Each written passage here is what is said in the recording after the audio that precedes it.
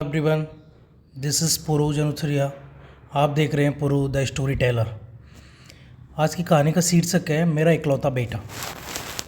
कहानी स्टार्ट होती। Jack Sao Paris का सबसे अधिक संपन्न और प्रभावशाली व्यक्ति था। एक दिन यकायक बहुत जल्दी मैं वो पादरी के पास पहुंचा और बोला, मेरे लड़का हुआ है और उसका नाम संस्कार करना है। उसका नाम क्या रखेंगे? पादरी ने पूछा। अपने पिता के नाम पर, रैमो साहू, जैक ने बोला। और गवाह कौन होंगे? पादरी ने पूछा। तो जैक बोला, पेरिस की कुछ प्रसिद्ध सज्जन महिलाएं हैं, वो हैं, ये उनके नाम हैं, तो ये रहेंगे। पादरी बोला, और कुछ? पादरी ने सर ऊपर उठाकर पूछा। जैक कुछ देर हिचकिचाने के बाद बोला, मैं चाहता हूँ कि यहीं गिरजाघर में उसके नाम रखने की रस्म अदा की जाए। पादरी बोला, इसी हफ्ते? तो जैक बोला, हाँ, अगले शनिवार को 12 बजे दोपहर को। पादरी बोला, ठीक है, और कुछ? पादरी ने पूछा। नहीं, कहकर जैक ने अपनी टोपी उठा ली और उसे लपेट सी देते हुए चलने का उपक्रम किया। पादरी उठा। हाँ, अभी एक बात बाकी है। और जैक की तरफ बढ़ा और उसका हाथ पकड़कर वो गंभीरतापूर्वक उसकी आंखों में अपनी दृष्टि गड़ाते हुए बोला, ईश्वर करे तुम्हारा बेटा तुम्हारे लिए वरदान सिद्ध हो। 16 बरस बाद आज जैक फिर पादरी के पास आया था।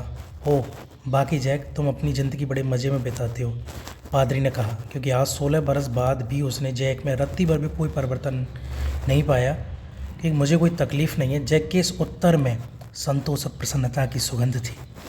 पादरी चुप रहा, पर कुछ क्षणों बाद फिर पूछा, कहो, आज क्या खुशी की खबर है? कल मेरा बेटा नौकरी पर मुस्तकिल हो जाएगा, जैक ने कहा। पादरी बोला, बड़ा होनहार बेटा है। जैक बोला, और मैं पादरी को तब तक कोई दक्षिणा नहीं देना चाहता जब तक कि मुझे यह मालूम ना हो जाए कि गिरजे में बेटे को कौन सा स्थान मिलेगा। तो पादरी बोला, उसे सबसे अगली जगह मिलेगी। जैक बोला, अच्छा, तो फिर ठीक है, लीजिए ये $10। पादरी बोला, और कुछ मेरी योग्य सेवा? पादरी ने डॉलर लेकर जैक की तरफ टकटकी लगाकर पूछा। तो जैक बोला, और तो कुछ नहीं, सब कृपा है आपकी। जैक चला गया। और भी 8 वर्ष निकल गए। एक दिन पादरी साहब के कमरे के बाहर बड़ा शोर सुनाई दे रहा था, क्योंकि बहुत से लोग गिरजाघर में आ रहे थे। उन सब के आगे आगे जैक था।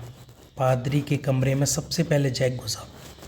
पादरी ने नज़र ऊपर उठाई और पहचान लिया। आज तो तुम बड़े ठाठ के साथ आए हो जैक, कहो क्या मामला है? जैक बोलता, मैं इसलिए आया हूँ कि मेरे बेटे पर विवाह संबंधी नियम लागू कर दिए जाएं, क्योंकि गरुड़ा की लड़की सिप्रा से उसकी शादी पक्की हो गई है।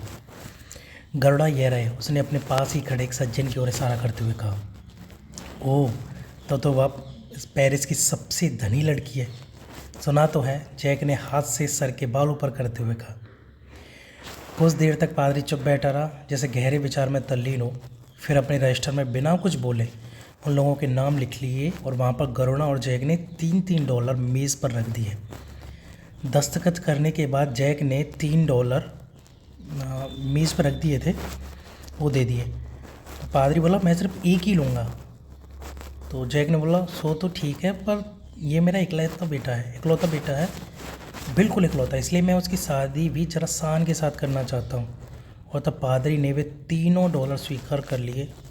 जैक, आज तुम तीसरी बार अपने बेटे की वजह से आए हो, लेकिन अब तो मैं उससे निपट गया, जैक ने कहा और अपनी पॉकेट बुक बंद करते हुए धन्यवाद देकर चला गया।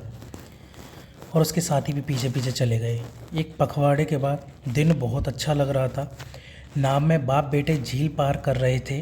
वे सिप्रा को ब्याने जो जा रहे थे। अरे, यह जगह तो खतरनाक है, रैमो से अपनी सीट को सीधा करने के लिए उस पर उठते हुए जैक ने कहा। जिस तख्ते पर रैमो खड़ा हुआ था वह उसी क्षण उसके पैरों तले से खिसक गया। उसने हाथ फेंके, चिल्लाया और पानी में जा गिरा। जैक चीखा, ले ये तलवार पकड़ बेटा, और फौरन खड़े होकर उसने पतवार रैमो की तरफ फेंकी। किंतु रैमो के हाथ में पतवार नहीं आई। उसने बहुत देरी कोशिश की और वह थक कर अकड़ने भी लगा। अच्छा, जरा ठहरो, घबराओ नहीं, जैक ने आश्वासन दिलाया और नाव को उसकी तरफ ढकेलने लगा। जब तक बेटे ने पलटा खाया, एक आंसू भरी नज़र से अपने बाप को देखा और गड़प हो गया। उसमें पानी के अंदर चला गया। जैक को अपनी आंखों पर विश्वास नहीं हो रहा था। नाव को एक ही जगह रोके हुए वह जगह को एकटक देखता रहा जहां अभी अभी रैमो डूबा था। जैसे उस जगह को एकटक देखता रहा, जैसे वह इंतज़ार कर रहा था कि अभी हाल ही मेरा बेटा ऊपर निकल कर आएगा, उसी जगह पर पानी में कुछ बुलबुले उठे, कुछ और उठे और एक बड़ा सा बुलबुला फूट गया। झील की सतह फिर दर्पण की तरह स्वच्छ और निर्मल हो गई। 2 दिन और 3 दिन 3 रात ना कुछ खाया न जरा भी सोया, बराबर उसी जगह के चारों तरफ नाव में जैक चक्कर लगाता रहा। बेटे की लाश तो अभी तक नहीं मिली थी उसे। तीसरी रात ख़त्म होते होते लाश ऊपर तैर कर आ गई। उसे गोद में लेकर वह पहाड़ी के ऊपर अपने बाग की तरफ चला।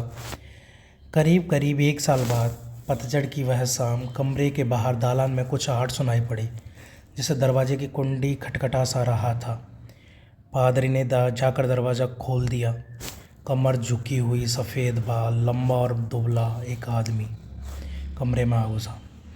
पादरी उसे काफ़ी देर तक गौर से देखता रहा, तब कहीं जाकर उसे पहचान पाया कि वह जैकी था। इतनी देर में घर से निकले हो? पादरी ने पूछा और फिर मौन होकर निश्चल खड़ा हो गया। जैक बोला, हाँ देर तो हो गई, कहकर जैक कुर्सी पर बैठ गया। पादरी भी बैठ गया और जैसे कुछ प्रतीक्षा करने लगा।